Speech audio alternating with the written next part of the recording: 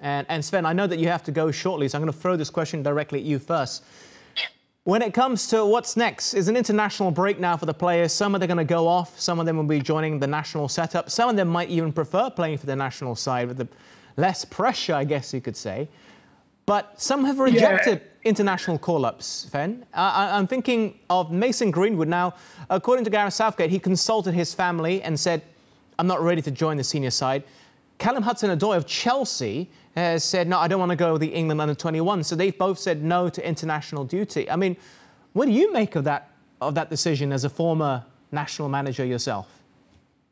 I think it's wrong. I think if you are called by the national team, wherever it is, you should answer. And if you don't want to come for a game, then it's the same like you retire for international football. You cannot play the games you want to play. Now I'm talking about if you don't have injuries and things like that. But you cannot do that. And I think, I might be wrong, but I think FIFA has the right to stop you from playing for your club as well if you say no to the national team, if it's a FIFA day. So I think it's completely wrong. You cannot say no to the national team. And if you do that, then you say no for the rest of your career. Wow. Okay. Sean, Roy? But can I go back? The interview we heard with Fernandes, if I'm right, he said you cannot change the mentality on anyone. I think all the players of Manchester United, they have to change the mentality. They're playing in a team who always been famous for never giving up. They won the Champions League against Bayern Munich, but not giving up. I think they were under 1-0 when it was 2 minutes to go, and they won it. I saw a game many years ago, Tottenham. I think they were winning 3 or 4-0 against Manchester United at Tottenham. And United went out second half and changed the game. And I mean, if you not are willing to change your mentality, to give up, when you lose a ball, come back and things like that. You can run at least.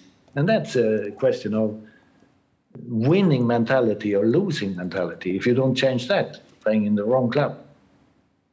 Yeah. Roy, were you involved in those games that were just referenced? Yeah, I was on the bench for the Spurs game, which was one of those scenarios when we were 3-0 down. So Alex came into the change rooms. I don't even think he said one word. He just walked in and walked back out again. And the players knew. It's just the players understood what the game was all about. Going in 3-0 down at half-time, it wasn't Manchester United, and we ended up winning the game 5-3. We scored 5 goals in the second half, and it just shows the belief in the players. They never give up until the final whistle, and that's what was always driven into players at United. We come in, we train hard, we win our 5-a-sides in training, and then afterwards you're ready for the game on a Saturday or a Tuesday or a Wednesday, wherever it is, and you prepare for everything and give everything for the club and yourself personally. Because when I was in League 2 and League 1 with Wigan and Hull City, then I got to move to Manchester United, and winning mentality at Manchester United, that's where I learned it from there. Mentality of winning games and winning everything and for your club. I learned that from the players who was at the club at the time, and it just breathes through the changing rooms. And I left in 2005, and so Alex left as well then after so many years at Old Trafford, and it's just that mentality's not there now. Win, you want to go out and give everything, as I said before, but it's just not there. The mentality, winning games is a massive thing in players' minds, and you have to go out and give everything you can. Okay. Yeah, and I agree to that totally, and United is famous for that, but the whole country, England, is famous for never giving up. If it's football or a war or whatever it is, that's very British. You don't give up, even if you are under, as you said, 3-0, or if you are under against Liverpool 3-0, or you are under against City 2-0. Don't give up. The crowd loves a fighter. they hate people who gives up, and that's mentality. Yeah. Okay, Sven, we're about to go for commercial break. I've got one final question for you before we have to let you go. I know you're a very busy man. Team selection. This could be applicable to any side whatsoever, including Manchester United or any other team in the Premier League. But in the case of Gareth Southgate in England, he's been criticised for not picking players who are in form.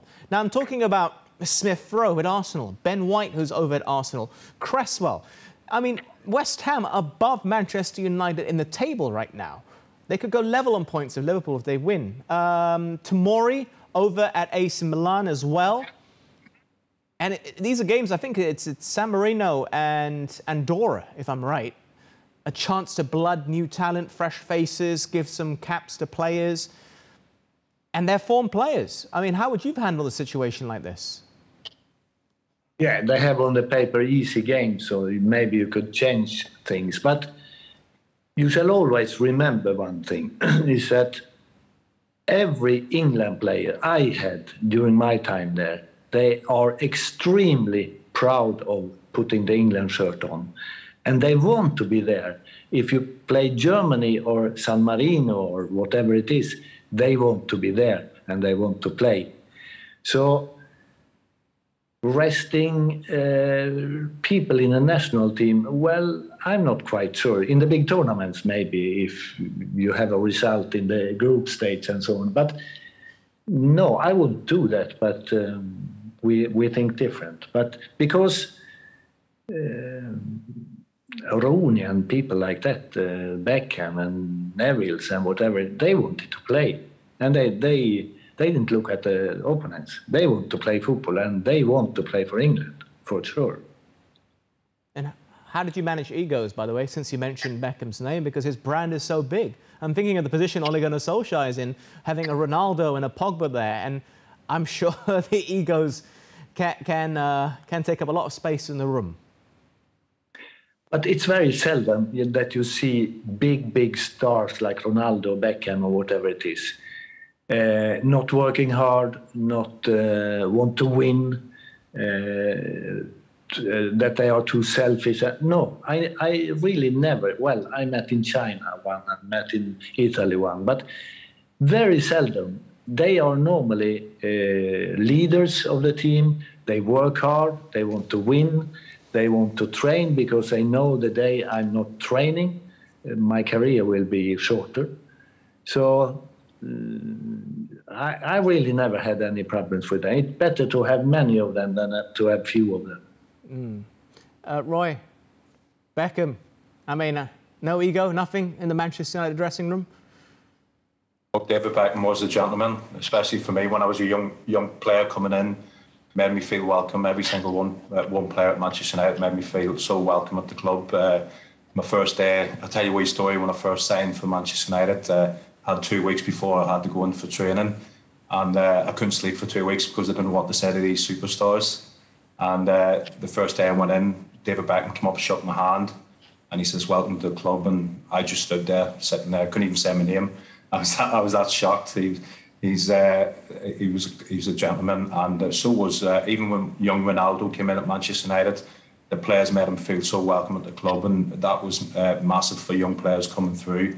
And you have all these so-called superstars, but not at Manchester United. We're all in together, and we're like a family, and that's what was back when I was playing there. And we can certainly say a large part of it's because Sir Alex is the manager, and we know how well he did in how he handled players.